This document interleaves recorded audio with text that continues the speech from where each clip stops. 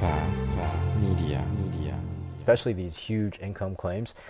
It's hitting a pain point that people have right now because a lot of people are very, very stretched financially, and so it grabs immediate attention. Hi, my name is Ronnie Cruz. After almost 2 decades as a career network marketer, I realized that despite continual work on my personal and professional development, that I had hit a massive brick wall. So I took a deep and honest look at myself, top to bottom, hoping to find answers, and my search led me to one conclusion. The definitions I held of my business, of my world, of my life were the very things holding me back. If I wanted to change, if I wanted to grow beyond my current circumstances, I had to wipe the slate clean and redefine. This show is dedicated to helping you identify the belief systems, the mindsets, the very definitions that have held you back, and then help you break through those limitations to finally create the life you've been working so hard to achieve. Welcome to the Redefine Podcast. All right, happy Podcast Day Tuesday edition. Welcome to the show for those of you who are brand new listeners, and of course, if you are an existing listener, welcome back. And if you're watching YouTube, hi. Good to see you. I took a week off from the show. I've been very, very busy traveling. Well, not really traveling anymore. I was up in Pennsylvania for 4 days to do an event up there, and now I'm here in the suburbs at Mom's.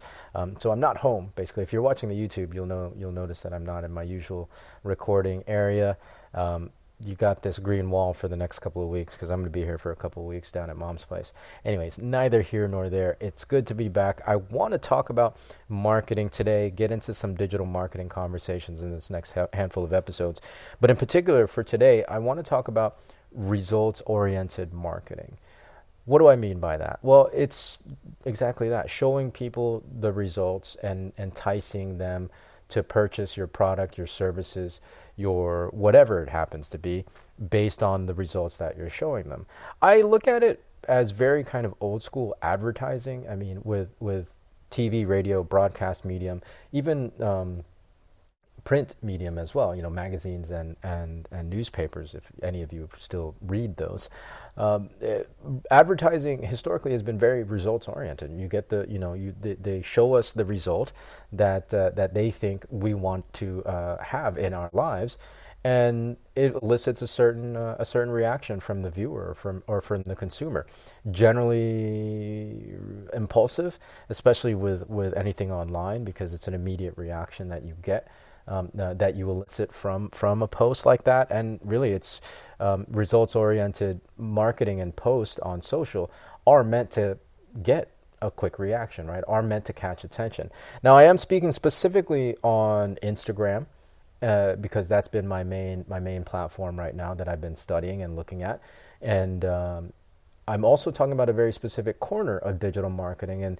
And really, I don't know if it's the algorithm or what, but the algorithm has pretty much given me mostly marketers who are selling or promoting digital courses, or digital products, which I get, no big deal. I was in a space where I wanted to learn, and so the algorithm showed me people or put people in front of me, marketers in front of me who had products, digital products that I can learn from. So it makes perfect sense. However, as I've gotten deeper into the space, you start observing and seeing some really kind of funny patterns and behaviors. One of those things is the prevalence of results marketing, i.e., income claims. I made this much money last week, or in the last 13 months, I've made $3 million, whatever the situation. Like this is an exotic beach that I now live on because of digital marketing. There's lots of stuff like that. And again, I totally get it. It catches attention, especially these huge income claims.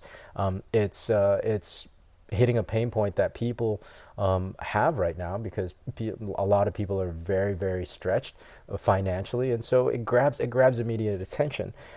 I am concerned about this. Well, I'm not really concerned because, I run my marketing the way I run my marketing. I'm going to talk about that in a second. But for me, it's something that I want to warn you against, not to make any judgments, but it is because, so first of all, because it is a quick attention grab, it's going to be, and the fact that it elicits impulsive reaction from your viewer or from your audience, it's not going to be something that I think will last, right? It doesn't have a long term, it's not a long term strategy, right? From an individual basis, and even from a sector or a industry basis, if there are more and more digital marketers out there making income claims, and there then becomes less and less substance in the content that digital marketers are putting out. As a result of that, then audiences are going to just tune out, and at least this aspect of digital marketing, and how they're posting and how they're showing up will just be bye-bye, right? So as a strategy, from an individual standpoint and a group standpoint, it's not something that's going to last. Number two, yeah, I mean, sure, you might be able to get attention, but like, what connection are you making? Are you there for the immediate sale? And if so, that's fine. Again, I make no judgments, but in the long term, you got to think about your business and realize that social media, especially, is capable of so much more than a one-way communication. All right, with the old traditional ways of advertising on broadcast media and on print media, it was very much a one-way communication, and you're communicating to a mass amount of people. And so you had to really tune in that piece of marketing to grab their attention as quickly as possible and elicit, an impulsive response, because you're just working the numbers. With social media, you don't have to do that. And in fact, you can have a much better long-term strategy by leveraging social media's ability to connect with people, right? And develop those relationships, develop that rapport, develop that trust. Sure, you may not necessarily get the immediate result that you want, right? You won't necessarily get the immediate sale, but again, in the long term, it makes for a healthier marketing strategy, because you're developing the relationship, you're developing the rapport, and that audience that is very curated to you, right? It's the audience that you're meant to attract. Their trust in you will continue to grow, as opposed to just continuing selling them the result that you just made $1 million in the last 6 months, right? Like, there's no value to that. They don't get to know who you are, and they're definitely not going to trust you, because, or the trust definitely isn't going to grow, because all you're doing is trying to sell them on something, right? Again, it's very shallow, and it's very hollow. Sure, it may create the sale for you in the short term, and again, I'm not saying that, like, I'm not making any judgments. People are making money hand over fist using this kind of marketing, but I can't see it lasting very long for the individuals doing it, nor for the whole sector, the whole sector of the population of marketers that are using this kind of strategy, right? Regardless of what's happening in the digital marketing realm, if you adhere to this principle of being authentic, giving value, being of service, letting people get to know who you are, so that you can develop rapport, and then you can develop that trust with your audience.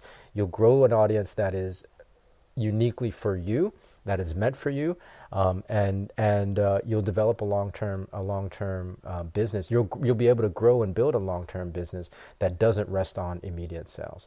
It's a slower build.